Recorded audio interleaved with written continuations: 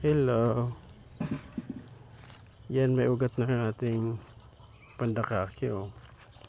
Itanim natin yan. May ugat niya. Pandakaki. Tindis lang naman ito. Magkakaugat na agad. Pero mayroong ibang markot na matagal ang markot, 1 buwan, 2 buwan. Pero ito, tindis lang. Madaling markutin yung may dagta.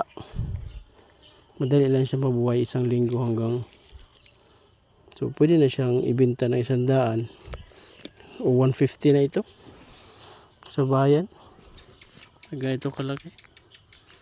Mga 2 linggo mong ilagay mo na sa lilim, tapos painitan mo ng 2 linggo, so pwede mo na siya ibenta. Ayan.